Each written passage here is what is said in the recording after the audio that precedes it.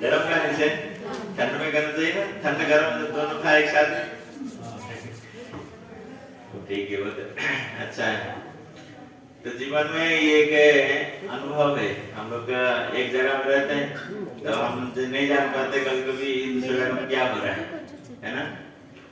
कभी हम एक जगह में पूरा जिंदगी भर रहते तो हमको मालूम नहीं पड़ता कि दूसरी जगह में क्या कर रहे हैं लोग। तो एक एक्सपीरियंस लेना चाहिए जीवन में हर प्रकार की। एक तो 2 दिन के लिए आए हैं, ये लोग पूरा जिंदगी भर रहते हैं यहाँ के लोग, तो कैसे ये लोग का आदत हो गए हैं। तो इसलिए जब हम इस प्रकार की यात्रा करते हैं तो बहुत सारे एक्सपीरियंस आता है, अनुभव, कैसे लोग खान पान कैसे करते हैं, कैसे जिंदगी जीते हैं लोग। तो इसमें एक मनुष्य जन्म में बहुत प्रकार का अनुभव मिलता है। तो आज श्रीमद् भागवतम कल जो पढ़ रहे थे उसके अगले श्लोक पढ़ेंगे तो समझेंगे पहले कि कल हम जो कर रहे थे तपस्या कैसे करना है ना। ओम नमो भगवते वासुदेवाय। ओम नमो भगवते वासुदेवाय। ओम नमो भगवते वासुदेवाय। ओम नमो भगवते वासुदेवाय। ओम नमो भगवते वासुदेवाय। ओम नमो भगवते वासुदेवाय। ये श्रीमद् भागवतम का 5वां स्कंद 5वां अध्याय है। भगवान ऋषभदेव का उनके पुत्र स्तुति उपदेश है। महत्सेवं द्वारं अगुरुर्मुक्तस्य महत्सेवं तमोद्वारं जोषितं संगं महान्तसत्यसं चित्तः प्रसन्नः विमुक्तसर्वदा साधवोऽयम्। तो यहाँ पे ये जो शब्द जी कह रहे हैं अपने पुत्र को, कल हम लोग सुन रहे थे पिताजी अपने पुत्रों को कैसे क्या देते हैं। तो ये कहते हैं जीवन में जो तपस्या हम लोग कर रहे हैं, ये भी मनुष्य जन्म तो तपस्या के लिए है। जैसे कल हम सबका अनुभव हुआ तपस्या करने का है, कैसे तपस्या करते हैं। तो तपस्या करने से हमको जीवन का वास्तविक लाभ होगा। और इंद्रिय भोग करने के लिए तो हमको कोई ज्यादा परिश्रम करना जरूरी नहीं है। जैसे वहां पे कल हम कर रहे थे कुकर शुक्र वो लोग कोई परिश्रम नहीं करते, लेकिन उनको सब कुछ इंद्रिय भोग के लिए मिल जाता है। तो ये तपस्या का फल हम कैसे प्राप्त करेंगे, इसकी बात में कहा है आज का श्लोक में।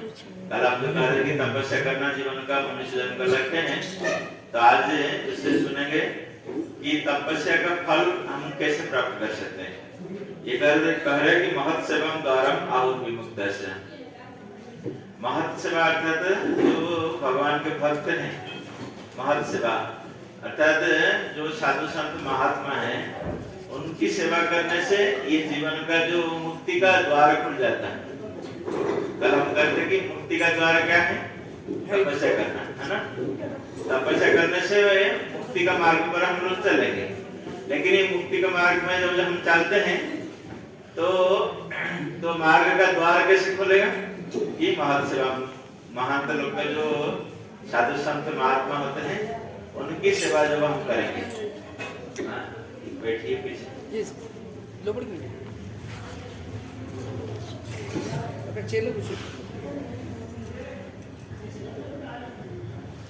जब महात्मा लोग का संग करेंगे हमको ये मुक्ति का द्वार खुल जाएगा। और महात्मा लोग का संग नहीं करेंगे तो जो जोचित संग है, इसलिए कहते तमोद्वारम जोषितम सखी संगम। लेकिन हम महात्मा लोग के साथ संग नहीं करेंगे, जब दुरात्मा लोग का संग करेंगे, जो लोग इसी जगत में इंद्रिय तृप्ति में लिप्त हैं, तो उनका संग करने से क्या है, यदि संग अर्थात हम लोग का तमोद्वारम अर्थात नीचे जाने का द्वार मार्ग खुलेगा हमारा। महत् संग से, महात्मा लोग से संग करने से हमको ऊपर का रास्ता खुलेगा भगवान के पास जाने का। और जो दूषित संग है, जो लोग भौतिकवादी हैं, उनको लोग जब संग करेंगे हमको क्या, तमोद्वारम अर्थात नीचे का मार्ग आएगा, अर्थात नरक जाने के लिए रास्ता आएगा। तो यहाँ पे तो इसलिए क्या करना चाहिए, जोषित संग में महात्मा से समम चित्त शांत। और कोई आपका मन में प्रश्न आ सकता है कि महात्मा किसको कहते हैं, कि है ना, महात्मा किसको कहीं मन में आपका प्रश्न आ सकता है कि हम लोग कैसे जानेंगे कौन महात्मा है कौन भौतिकवादी में है। तो यहाँ महात्मा लोग का गुण एक दिया गया है, आइडेंटिफिकेशन। जैसे आपको कोई पूछते हैं ना आपका नाम क्या है, आप बोलेंगे ये, तो प्रमाण क्या है, आप आईडी कार्ड दिखा देते हैं कि हम ये, तो ये XYZ है ना। तो ऐसे महात्मा लोगों की आइडेंटिफिकेशन क्या है, महात्मा से समचित्त प्रशांता। ये महात्मा लोग के समचित्त प्रशांता, उनके हर एक समय में एक सा रहते हैं, चित्त प्रशांत था, उनके मन में कोई दुश्चिंता नहीं आता है, चाहे कुछ भी हो जाए संसार में हमेशा शांत रहते हैं। ये कभी विक्षिप्त नहीं रहते हैं, कभी अशांत नहीं रहते हैं, कोई नहीं ये हो गया ये हो जाएगा वो हो जाएगा, ऐसे नहीं रहते हैं। तो विमुक्त श्रुत साधक ये है। और ये हमेशा अपने जीवन में क्या करते हैं महात्मा लोग, ये साधारण जनता को इसी संसार से मुक्त होने का मार्ग दिखाते हैं, इनके दूसरा और कोई काम नहीं है। कभी कभी हम लोग को लगता है ऐसा कि यार तो हमारे जैसे खाते पीते सोते रहते सब कुछ करते हैं, नहीं, इनके जीवन का उद्देश्य क्या है, दूसरे लोगों को एकमात्र मुक्ति का मार्ग दिखाते हैं, इनका और कोई काम धंधा नहीं है। क्योंकि संसार में जो लोग रहते हैं मुक्ति का मार्ग किसी को मालूम नहीं है, तो इसलिए ये महंत से जो महात्मा लोग हैं ये मुक्ति का मार्ग हमेशा दिखाते हैं। इसलिए ये शब्द अपने बच्चों को कह रहे कि आप हमेशा अपना जीवन में किसके संग करना चाहिए, महात्मा लोग के संग करना चाहिए। महात्मा लोग के संग करने से आपका मुक्ति के द्वार खुल जाएगा। और ऐसे संसारी लोग से जब हम लोग ये करेंगे, संग करेंगे, उनकी बात सुनेंगे, तो हमारा क्या होगा, नरक का रास्ता खुलेगा। तो ये बहुत महत्वपूर्ण है हम लोग का कि हम किसी की संग कर रहे हैं। जैसे कहते हैं ना, एक इंग्लिश में प्रोवर्ब है, birds in same feather floats together, है ना। एक प्रकार का जो पक्षी होते हैं वो एक साथ समझ जाते हैं, है ना। तो इसलिए हमको ये विचार करना चाहिए संसार में कि किसी व्यक्ति का साथ हम संग करेंगे, और जिस व्यक्ति का संग करेंगे उसी प्रकार का हमारा मन में प्रभाव आएगा। एक कहानी हम कहेंगे आपको कि एक बार क्या है, एक तोता पक्षी, तोता जानते हैं ना, पैरट, एक पैरट क्या था, वो एक साधु का पास था, महात्मा का पास था, गंगा आश्रम में। तो हमेशा वो साधु महात्मा जो आते थे उनको राम राम राम राम करते थे, तो वो तोता भी बोलता था राम राम राम राम राम राम बोलता था, है ना। और एक दिन क्या हुआ, वो साधु महात्मा का आश्रम में चोर लोग आ गए, है ना। चोर लोग आ गए, वो तोता को चोरी करके ले गए, है ना। और चोर लोग जो रहते थे वहीं रखे। तो वो क्या किए, जाके वहां पर रहे, जब तोता रहा तो ये लोग क्या बात कर रहे थे, आज कहाँ चोरी करना का, ये करना वो करना, और गंदी बात बोलना, ये सब करते थे, हमेशा बातें करते। तो तोता उसको भी सीख गया, है ना। कुछ दिन के बाद क्या हुआ, तो वो तोता उसे बोलने लगा, गाली गलौज करने लगा। पहले राम राम बोल रहा था, अभी गाली गलौज करने लगा। तो कुछ दिन के बाद वो साधु महात्मा ने वो तोता को फिर वापस मिल गया हमको।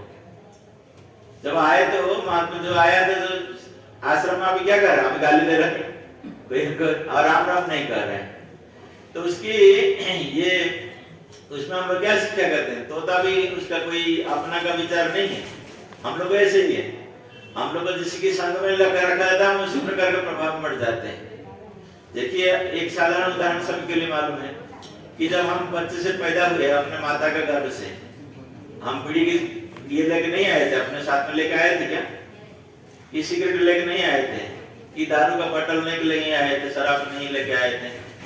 तो ये क्या हो गया, इसी संग का प्रभाव से आदत हो गया, खराब आदत, है ना। तो हम लोग गलत संग किया, इसलिए गलत संग का प्रभाव हो गया। तो उसके बदले जब हम लोग साधु संग करेंगे, तो भगवान का भक्त का संग करेंगे, तो हमको क्या होगा, अरे भगवान को प्रसाद पाना है, ये करना है वो करना है। तो इसी प्रकार का संग हमारा, तो इसलिए ये संग का प्रभाव बहुत महत्वपूर्ण है हम लोग को मनुष्य जन्म में विशेष करके। तो हम लोग को ये विचार करना चाहिए हमेशा, हम किसकी संग कर रहे हैं।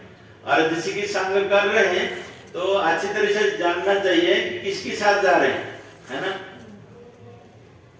ऐसे व्यक्ति के साथ नहीं जाना चाहिए जिसको रास्ता मालूम नहीं है। जैसे हमको ही रास्ता जाना है कई जगह, हमको मालूम नहीं है, हम ऐसे व्यक्ति को साथ नहीं लेंगे कभी की नहीं, हो जाकर हमको कोई दूसरे जगह में पहुंच जाते हैं। तो हमारा जीवन का लक्ष्य ऐसा ही है, हमारा जीवन का यात्रा है भगवान के पास जा पहुंचना। तो इसलिए हम लोग को ऐसे व्यक्ति का संग करना चाहिए जो हमको भगवान का साथ लेके पहुंच जाते हैं, भगवान के पास पहुंच जाए। और दूसरे कोई व्यक्ति के संग ऐसे नहीं करे जो कि संसार से जाके हमको नरक में डुबाए, कोई ऐसे नहीं करना चाहिए। तो इसलिए यहाँ पे ये बहुत ही महत्वपूर्ण शिक्षा है हम सभी के लिए। ये ऋषभदेव अपना पुत्र को शिक्षा दे रहे हैं, लेकिन हमारे लिए शिक्षा है। उनका पुत्र तो सभी 100 पुत्र थे ऋषभदेव का, ये जब राजा थे ऋषभदेव महाराज, जिनके 100 पुत्र थे उस समय, उनके 100 पुत्र से 9 पुत्र क्या हो गए, संपूर्ण रूप से ब्रह्मचारी बन गए, सन्यासी बन गए, जाके भगवान का ये प्रचार किए, सन्यासी बन गए। और क्या हुए, और 7 पुत्र रहे और ये 9 पुत्र रहे, और 9 पुत्र क्या किए, ये जो पृथ्वी का नवद्वीप है, 9 भूमंडल उसको शासन किए।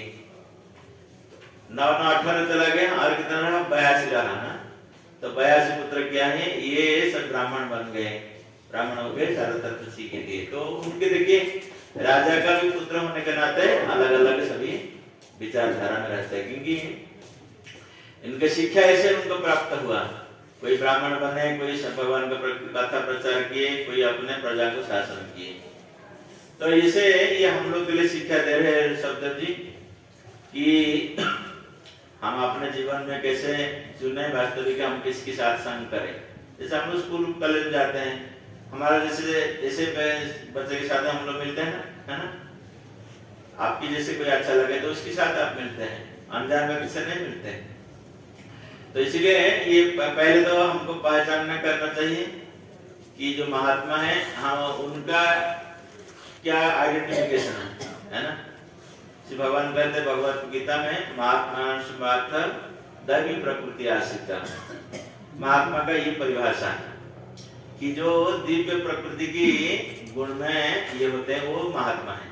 दिव्य प्रकृति क्या है, भगवान के सेवा में हमेशा लिप्त रहते हैं और दूसरों को भगवान की चर्चा, भगवान की बात कहते रहते हैं।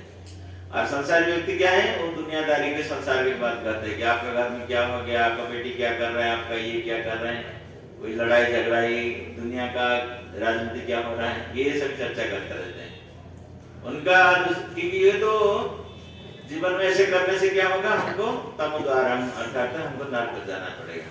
लेकिन भगवान के कथा चिंतन करने से हम कह रहे थे कि अंत में भगवान का चिंतन आएगा, अंत भगवान के पास जाएंगे। तो इसलिए हम सभी ये कोशिश करना चाहिए कि जीवन का शेष अंत में कैसे भगवान के पास जाए, ताकि हमारा मनुष्य जन्म का सार्थक होगा। हरे कृष्ण। हम लोग इसलिए ये यात्रा का व्यवस्था किए हैं क्योंकि इसमें से हम लोग एक सूचना मिलता है वास्तविक। उसी पूर्व जन्म में साधु संत महात्मा लोग कैसे कष्ट करते थे अपने जीवन को, ये जीवन का लक्ष्य प्राप्त करने के लिए। आगे इतना ठंड जगह में रहते थे, ये करते थे। हम लोग एक दिन रहने के लिए मुश्किल हो जाता है, गर्म पानी नहीं आता। तो ये उस टाइम में कहाँ जमा गर्म पानी था, वही भी नहाते थे सब लोग, है कि नहीं। अब विचार कीजिए तो कैसे उनका जीवन कैसे होगा, है ना। तो इसलिए हमारा जीवन में भी ऐसे प्रकार, तो हम तो पहले कह रहे थे ना कि हमारा जीवन भी ऐसे मुसीबतें बहुत आता है कि नहीं आता, कि नहीं आता। हम लोग अभी क्या है कि घर में रहते हैं, सब प्रकार की सुविधा है, हम करते के जीवन में कोई ये नहीं है। लेकिन मैं अभी आप लोग को देखे होंगे ना न्यूज पेपर में, सूडान में सब लोग रहते थे, है ना। पानी तक नहीं मिला पीने के लिए लोग को, कैसे कैसे जिंदगी जीता है, लेकिन 2 दिन 3 दिन पानी तक नहीं मिला, है ना। तो नहाने का बात तो छोड़िए, एक बात छोड़िए, कितना कष्ट उनको झेलना पड़ा। तो मनुष्य जीवन में ऐसे बहुत सारे कष्ट हमको आएगा। तो ये कष्ट को वास्तविक कैसे झेलना है, तो ये सीखा मिलता है हम लोग को जब आते हैं। ऐसे गर्म पानी नहीं मिलता तो ठीक है, ठंड में किसकी जीवन का उद्देश्य क्या होना चाहिए, भगवान को प्राप्ति होना, है ना। जैसे हम लोग घर में रहते हैं, कोई समस्या आ जाता है, हम थोड़ी उसमें ये हो जाते हैं, तो उसको किसी ना किसी तरह ये करते हैं ना, उसको झेलते हैं, उसको है कि नहीं? हम जाके रास्ता में नहीं बता रहे हमारे घर में ये समस्या हो गया, आप करिए करो, वो घर चिल्लाते नहीं कि कंप्लेन नहीं करते किसी को। जैसे ठंड में, ठंड के बाद गर्मी आता है, गर्मी के बाद बारिश आता है, बारिश के बाद फिर, इसलिए भगवान कहते हैं कि शीत सुत सुपदृष्णु, उसमें कोई शीत ग्रीष्म ये तो आता रहेगा, जीवन में भी ऐसा रहेगा, लेकिन क्या करें, तम तिथि से भारत, हम उसको सहना सीखना चाहिए, है ना? जब सहन करना सीखे तो बाकी हमको कोई समस्या नहीं आएगा संसार में। जब सहन करना नहीं सीखे तो पर समस्या ही समस्या आएगा, है ना? तो ये यात्रा का उद्देश्य है। हम लोग तो देख रहे हैं कि कैसे यहाँ पे साधु महात्मा भी रहते हैं, वहाँ पे हम लोग कल वहाँ से वापस वहाँ पे कुछ लोग रहते हैं ना, वहाँ पे भी है ना, नहीं भगवान ये माता जी की सेवा करने के लिए, वो भी कैसे जिंदगी जी गुजार रहे हैं। तो आज हम लोग यहाँ से उत्तरकाशी जा रहे हैं, है ना, यात्रा में। रास्ता में अभी ब्रेकफास्ट के बाद है, रास्ता में लंच प्रसाद का व्यवस्था से हम लोग हरिद्वार से आने के बाद ऐसे लंच प्रसाद करेंगे। और सबको अनुरोध है ज़्यादा गाड़ी को रुक के उतरना नहीं है रास्ता में, है ना। और जितना हम लोग देर करेंगे उतना हमको देर लगेगा पहुँचते पहुँचते वहाँ उत्तरकाशी में। उत्तरकाशी लगभग यहाँ से 150 किलोमीटर है। तो ये पहाड़ी का रास्ता है, 6-7 घंटा के 8 घंटा लग सकता है, 10 घंटा लग सकता है, देख के रास्ता का जाम के हिसाब से। तो इसलिए सबको अनुरोध है कृपया सभी ये रखिए। और यहाँ से थोड़ा ठंडा कम है वहाँ पे, वहाँ 10-12 डिग्री है, यहाँ ठंड नहीं है वहाँ पे। तो उत्तरकाशी में थोड़ा गर्मी है, इससे थोड़ा ये। तो उत्तरकाशी इसलिए कहते हैं इनको, सभी याद रखिए कि काशी तो एक जगह में है ना, जानते सब बनारस में काशी है, काशी विश्वनाथ है, इसको उत्तरकाशी क्यों कहते हैं? और एक दक्षिण काशी भी है। दक्षिण काशी कहाँ जानते हैं ना आप लोग? दक्षिण भारत का किस जगह को दक्षिण काशी बोलते हैं मालूम है आप लोग को? किस जगह को बोलते हैं दक्षिण काशी जानते हैं आप लोग? रामेश्वरम को दक्षिण काशी बोलते हैं, है ना। रामेश्वर दक्षिण काशी है और बीच में रहे काशी विश्वनाथ जी है, और ये उत्तर काशी है। ये भगवान शंकर जी भगवान को प्रसन्न करने के लिए वहां जाकर रहे। ये 2 जगह काशी से गए। पहले ओरिजिनली काशी में थे, भगवान शंकर जी रहते थे, है ना। तो भगवान को उन्होंने प्रार्थना किया, जब उस युद्ध का इसमें आप लोग पढ़ते होंगे कहानी में, युद्ध हो गया था और उनकी भक्त होने के नाते बाणासुर भगवान कृष्ण ने के साथ ये शंकर भगवान युद्ध छट लिए, है ना। और बाद में युद्ध में हार गए। तो भगवान को प्रार्थना कीजिए, मुझे दूसरा विशेष सेवा दीजिए आप। तो भगवान बोले ठीक है, हम जब काली युग में आएंगे आप अलग अलग जगह में रहेंगे, है ना। जैसे त्रेता युग में आए तो वहाँ पे भगवान राम जी उनको पास रखे, स्थापन किए, रामेश्वरम जी रहे वहाँ पे शंकर भगवान। और यहाँ उत्तरकाशी जब बद्रीनाथ भगवान आए यहाँ पे तपस्या करने के लिए, इनकी ये द्वार है, गेट में है पास ये में। तो इसलिए जब हम जाते हैं भगवान इनके परसों हम लोग जाएंगे, कहाँ जाएंगे? केदारनाथ जाएंगे, शंकर जी भगवान के पास।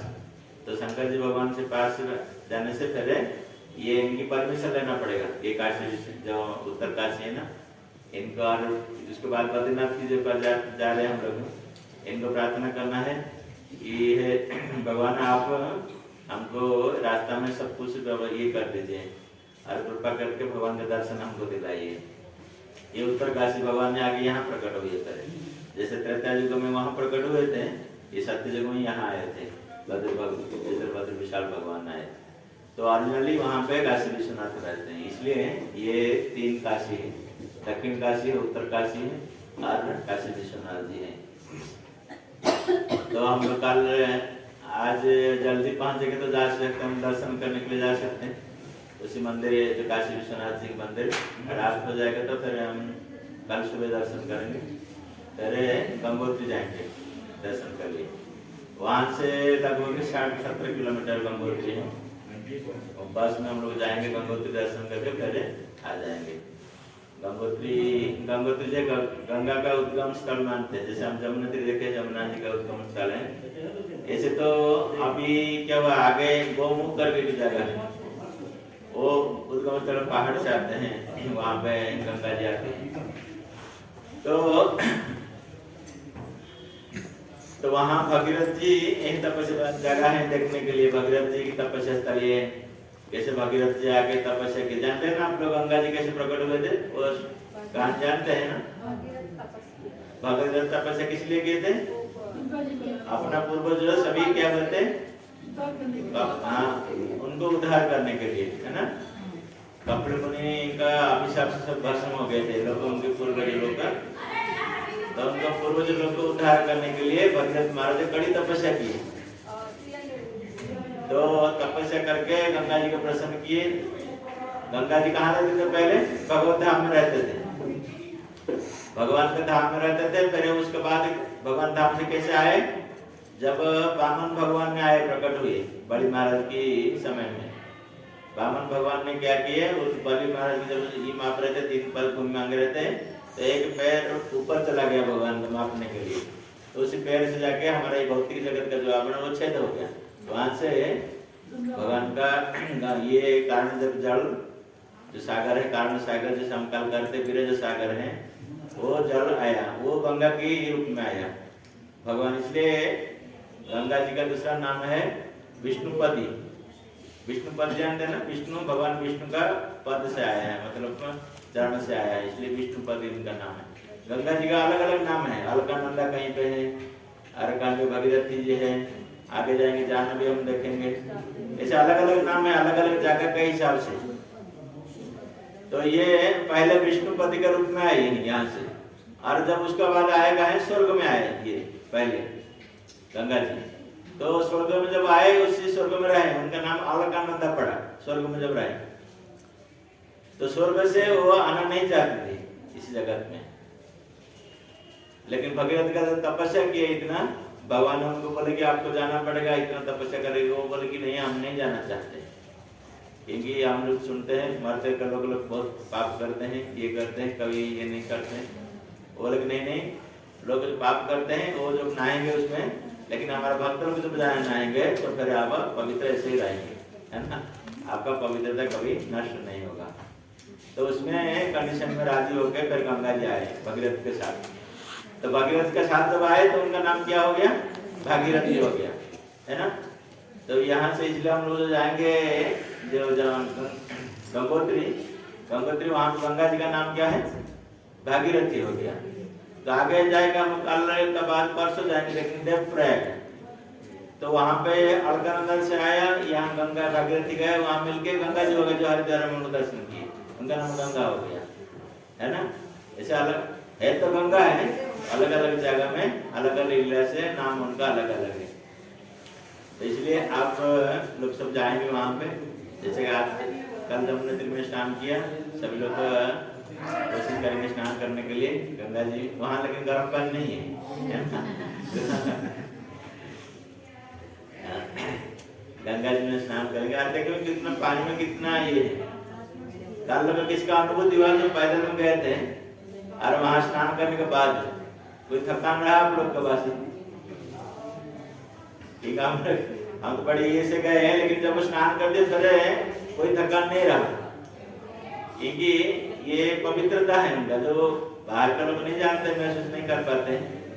लेकिन जमुना जी ऐसे ही पवित्र है, आज जैसे ही भगवान के समय में थे, उसको हम लोग अनुभव करना चाहिए, है ना, अपने जीवन में। तो गंगा जी से आप लोग स्नान करेंगे, गंगा जी से प्रार्थना करें जैसे हमको भगवान का भक्ति में लाए हमेशा, और हम लोग भक्ति रहे, हमारे जीवन को सार्थक करें। हरे कृष्णा। बहुत बहुत धन्यवाद। अभी आपके लिए ब्रेकफास्ट है, प्रभु जी कुछ अनाउंसमेंट करेंगे उसके पहले आपकी भाषा में। अनाउंसमेंट कुछ नहीं, अच्छा तो 5 मिनट कीर्तन फिर करते हैं, फिर प्रभु जी कुछ अनाउंसमेंट करेंगे आज आपका भाषा में, कि मैं आपका भाषा नहीं बोल सकता।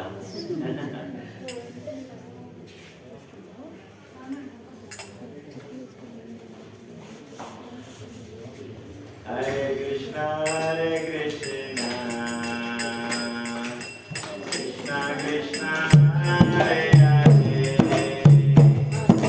हरे राम राम राम हरे हरे, हरे कृष्णा